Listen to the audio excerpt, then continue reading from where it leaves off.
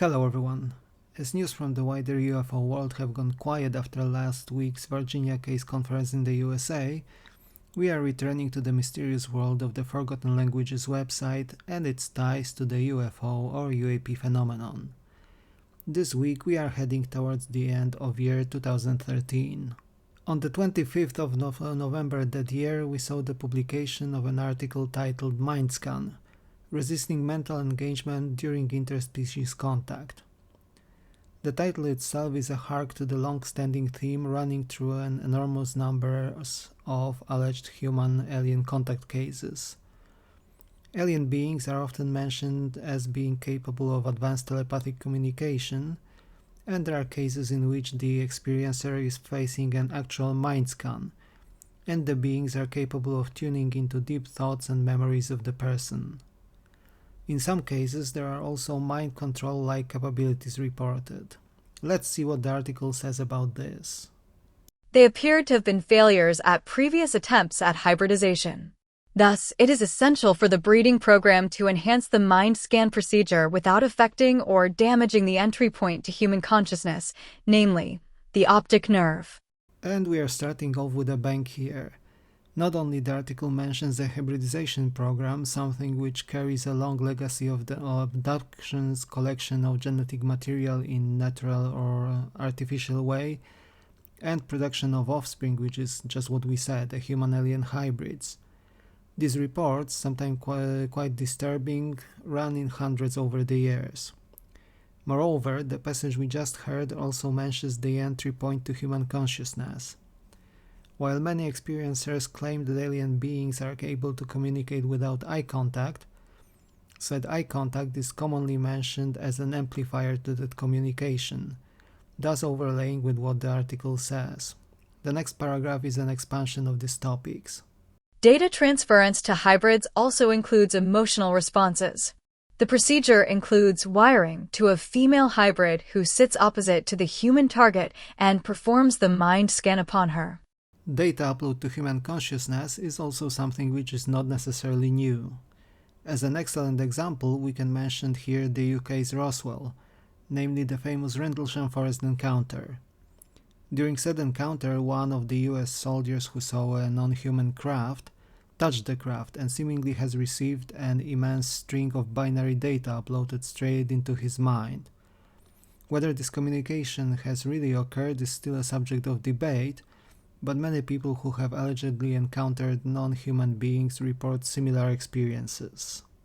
The structural and compositional analyses of the recovered implants point to the fact that a knowledge of in situ electrochemical parameters as the pH is crucial for an adequate characterization of the pressure treatment in biological organisms, such as humans.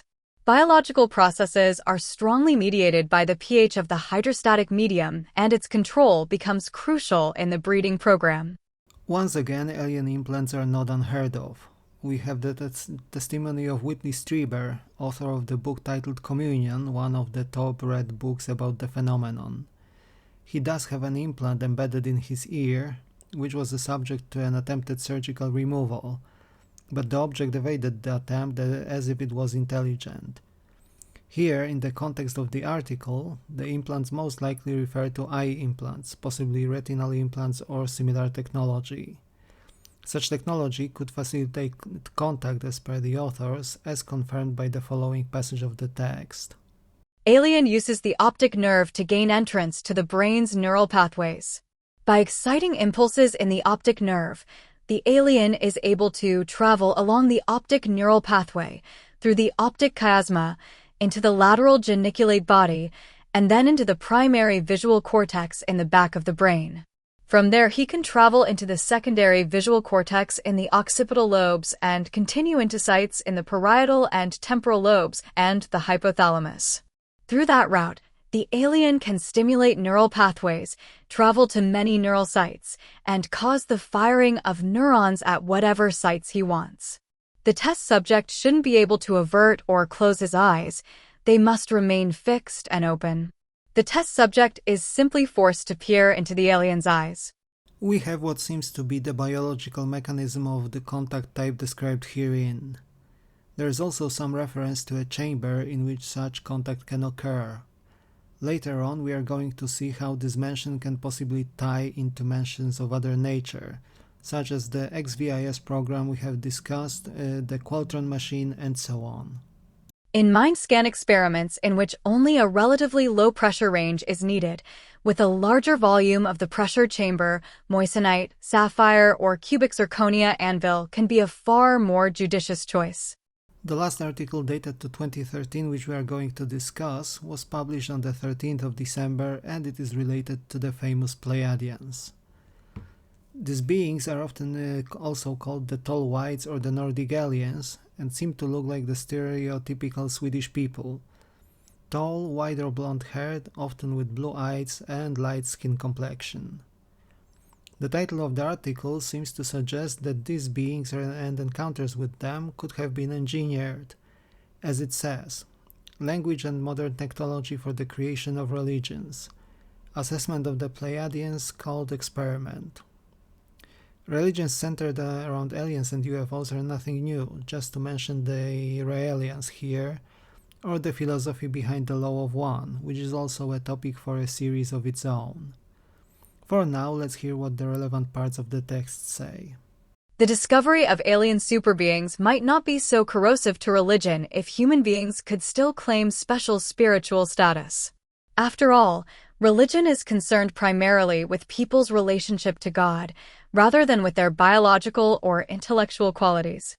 Well, many people do speculate that religions and their potential upheaval by disclosure of intelligent non-human life could be one of the biggest obstacles to the disclosure ever taking place.